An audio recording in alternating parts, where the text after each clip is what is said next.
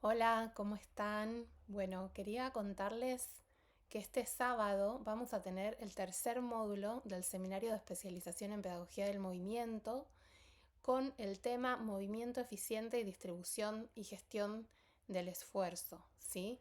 Hay algunos conceptos básicos que vamos a abordar para entender cómo podemos distribuir los esfuerzos en determinadas actividades más o menos localizadas. Y para eso vamos a empezar por la teoría del yin y el yang, para comprender este concepto desde las artes marciales y de cómo se consigue a través del entrenamiento específico una velocidad y una potencia, donde el esfuerzo se puede minimizar sin perder eficiencia y eficacia, ¿no?, en el objetivo. Y esto se puede aplicar luego a distintos tipos de actividades deportivas, ¿sí?, no solamente marciales. También vamos a explorar las relaciones antagónicas en la estructura del cuerpo, los opuestos en el cuerpo, cómo se relaciona el yin y el yang dentro del cuerpo, y cómo esto puede participar y como nutrir un sostén general que hace que cuando eso ya está resuelto, luego la cuestión de los esfuerzos también eh, tenemos como un campo ganado, ¿no?, hacia el proceso de hacer algo que es aún más difícil que el sostenernos a nosotras mismas. Imagínense que si ese sostén básico no está resuelto, luego cualquier esfuerzo está hecho en contra de esa mala organización y mala alineación. Luego vamos a abordar también el concepto de disponibilidad corporal para salirnos de la dicotomía entre tensión-relajación. Cuando yo hablo de disponibilidad, no hablo de disposición o estar preparadas para, ¿sí?, sino estar disponibles para. Y entonces eso implica que no estamos disponibles para una sola cosa, sino para una multiplicidad de cosas, ¿sí? Esto también surge en mucho de las artes marciales, de esa posibilidad de estar en la quietud total, disponible para todo, ¿no?, como esos opuestos en diálogo continuo.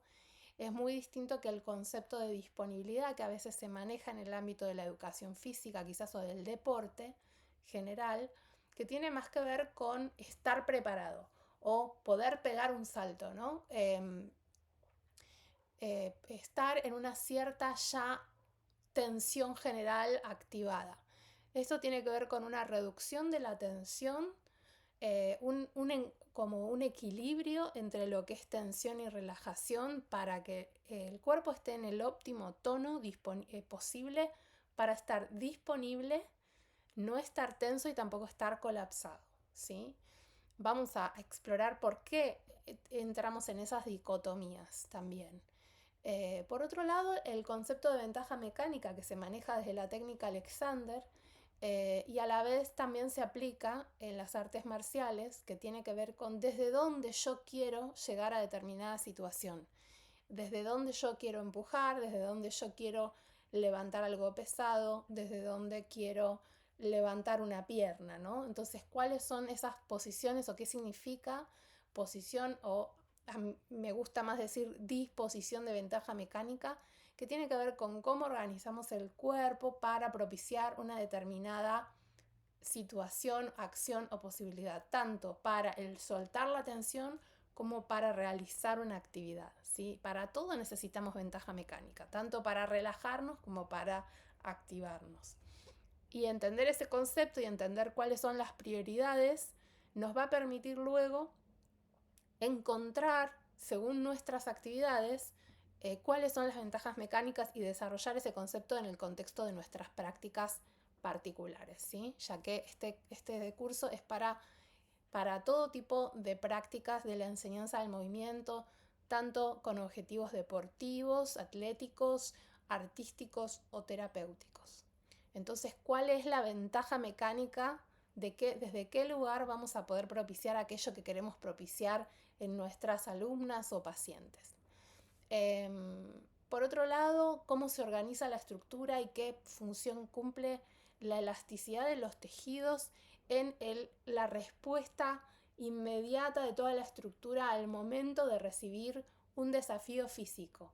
¿Cuánto tarda la estructura en adaptarse para que el impacto o la fuerza no se localice en un lugar, sino que se distribuya, se inicia en un lugar, pero se distribuye de forma gradual e inmediata en toda la estructura? ¿Qué función cumple ahí la elasticidad y cómo alimentar ese tipo de elasticidad y ese tipo de disponibilidad? ¿Sí? Acá también estamos hablando de disponibilidad de la estructura para responder a lo que pasa en un lugar puntual del cuerpo y que entonces el esfuerzo no quede localizado y estemos sobreusando esa parte de la estructura de forma separada y disociada de la totalidad, que puede ser mucho más ventajoso y eficiente.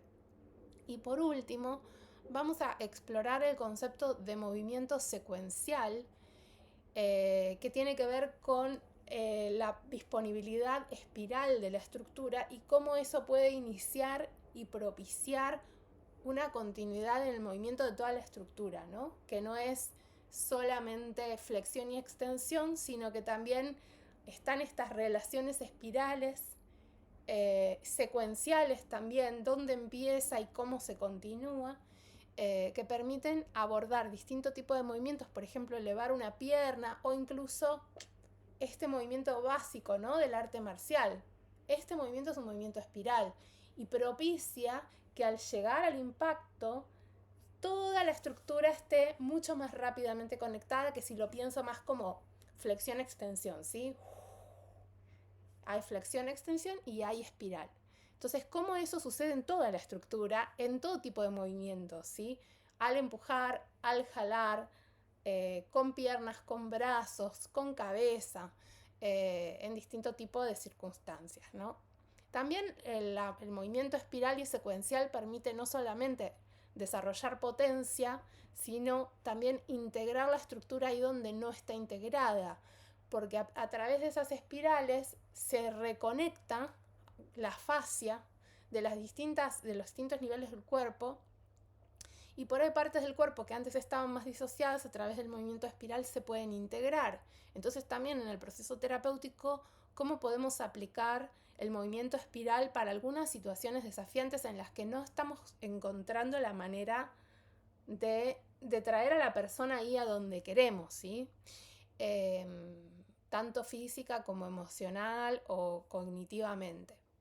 Bueno, entonces estos son los temas, el temario del módulo 3 del primer ciclo de este seminario de especialización en pedagogía del movimiento.